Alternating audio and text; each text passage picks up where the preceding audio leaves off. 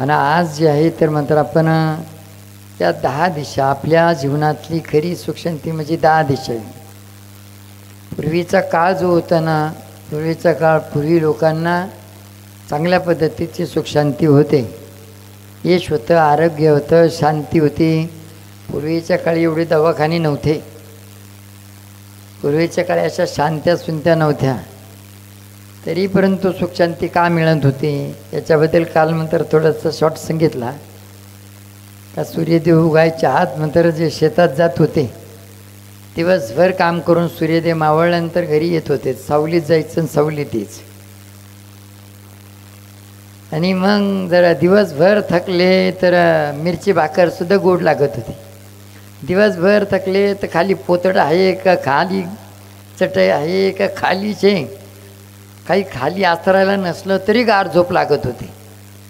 परंतु आता मात्र खाली गादी पलंग असून सुद्धा मात्र झोप लागत गोळ्या घेतल्याशिवाय. का आणि किती गोड पदार्थ खा तरी ते चव व्यवस्थित देत नाही आणि पचनक्रिया व्यवस्थित होत नाही.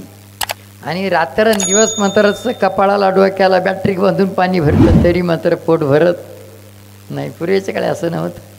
आता मात्र पाहिलं तुम्ही, बॅटरी कशी डोक्याला बांधून पाणी भरते लोक, तरी पोट भरत नाही. कांद्याला पाणी भरते तेवढे बांधे होते बा. असं काय कारण असेल हो? बिना परिश्रमाचं मात्र तुम्हाला जे यश, आरोग्य, शांती, जी सुखशांती मिळत होती ना, पूर्वीचा काळ होता का सूर्यदेव उगायच्या आत मात्र घरातले माणसं सगळे उठत होते. सूर्यदेव उगायच्या आत उठत होते.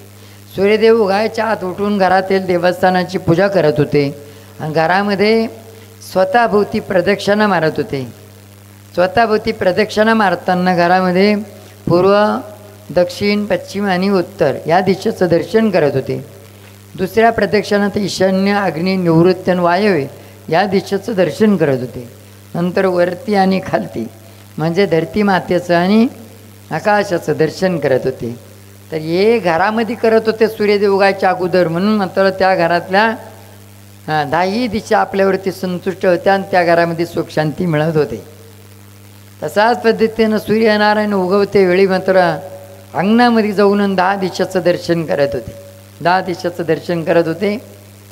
तर अशाच पद्धतीनं स्वतःभोवती प्रदक्षिणा मारून पूर्व, दक्षिण, पश्चिम आणि उत्तर, नंतर ईशान्य, अग्नी, निवृत्ती आणि वायव्य आणि वर आकाशाचं आणि खाली धरती मातेचं दर्शन करत होते अंगणामध्ये जाऊ.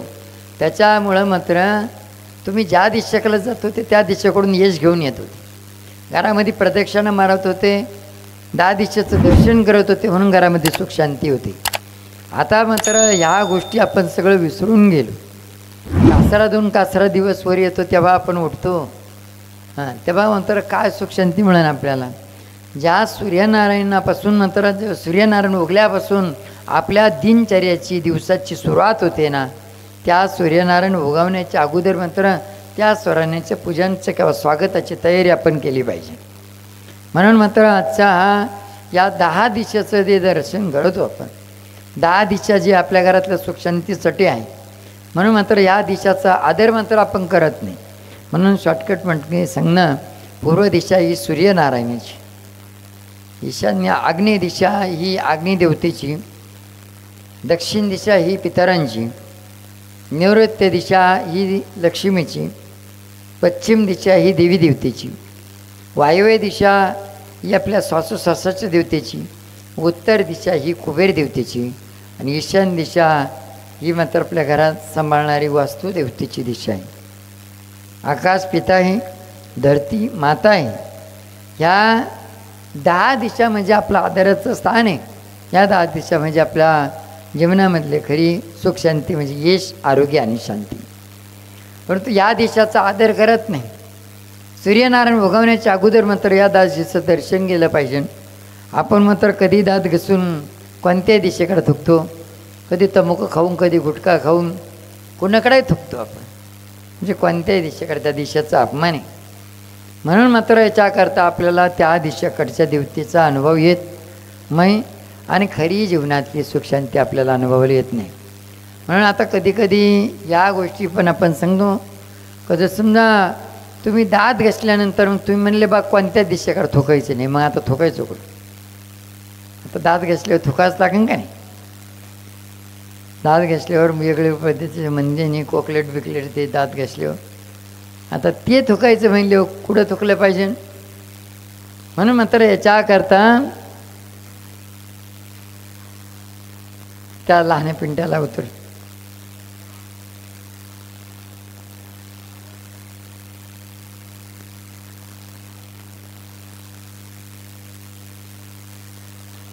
एक तर त्या गाडीचा आवाज येत नाही, जाईन पळत पुढं. म्हणून मात्र 10 दिशांचा आदर करायचा आपल्याला. कोणत्या दिशेकडे आता थुकायचं? म्हणून मात्र याच्याबद्दल तुम्हाला सोयीसर पूर्व दिशेकडे जर तुम्ही थुकले तर सूर्यनारायणाच्या कडे पाहून जर थुकले, अग्नी, सूर्यनारायण, चंद्रदेव, आपले आईवडील, गोमाता, पाणी यांच्याकडे पाहून जर थुकले तर आपलं तोंड येतं, तोंडातले आजार होतात. म्हणून मात्र याच्यासाठी दुसरा कुठलाही पर्याय नाही. तर त्यावरती आपण जवळा सफेद कात मंत्र विधी करून देतो. पण तिथे काही मंत्रतंत्र म्हणत नाही, फक्त तिची प्रार्थना करतो आम्ही, झाली असेल चूक बा ती माफ करा. मग पेरूच्या पानाबरोबर म्हणजे जांबाच्या पानाबरोबर तो कात खावा लागतो. त्याने मात्र ते तोंड आलेलं जातं. काही काहीचे तोंड येतं पण त्याला काही खाऊच देत नाही.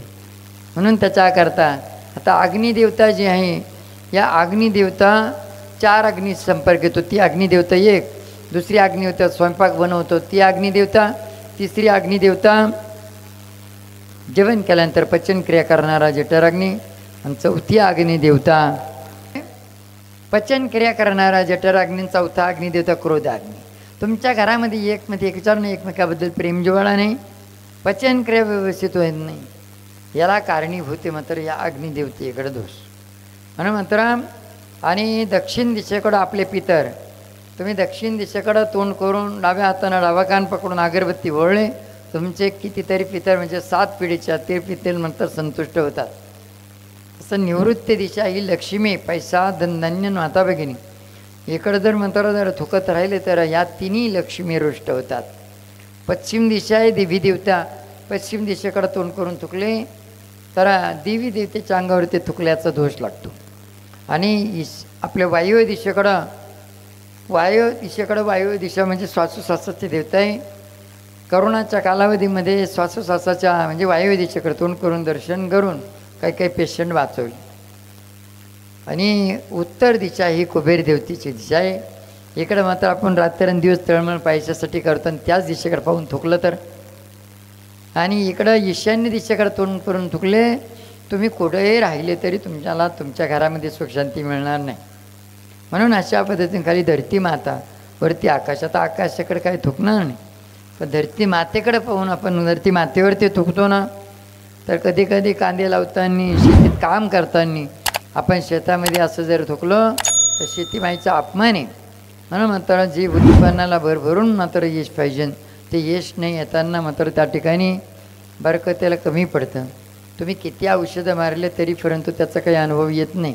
याला कारणीभूत मात्र धरती मातेवरती आपण थुकतो. मग आता नेमकं थुकायचं कुठं? मला सगळं सांगून टाकलं तुम्ही म्हणून मग आता थुकायचंच नाही का?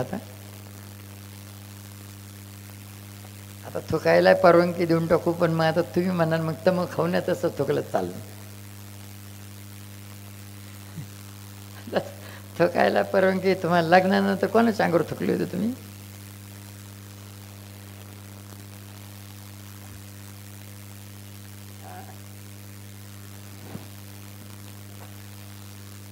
ज्यांचं लग्न झालं त्यांना माहिती कोणाच्या अंगावर थुकले. कलोरीच्या अंगावर.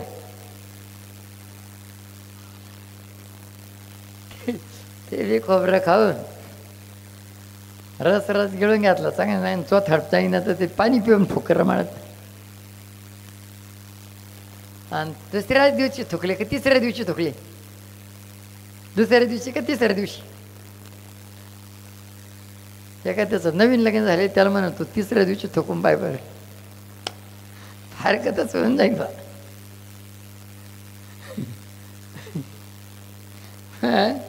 डावी बाजू ही लक्ष्मीची आणि उजवी बाजू ती आपली आत्मा हा परमात्म्याचा अंश आहे.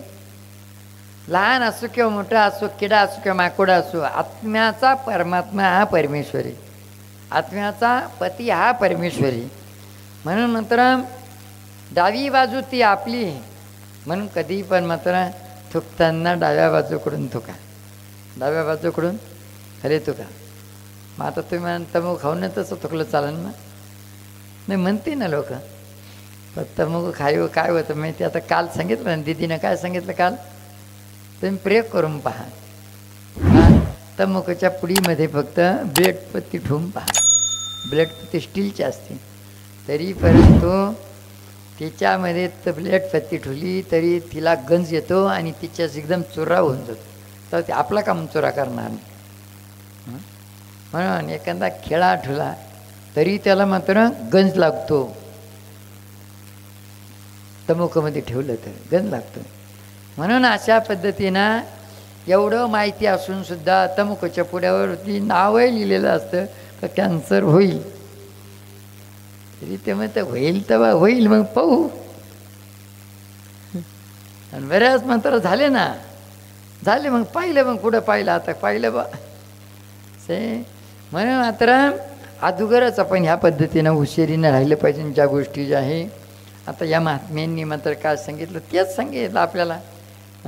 ज्या ज्या गोष्टी मात्र आपल्याला आवश्यक आहे त्या त्या गोष्टी मात्र आपण करायला हवं, तर त्या मात्र आपण चुकतो. म्हणून मात्र त्याच्याकरता अशा पद्धतीनं जे अनुभविक मार्गदर्शन मात्र तुमच्या समोर मात्र आपण सांगतो.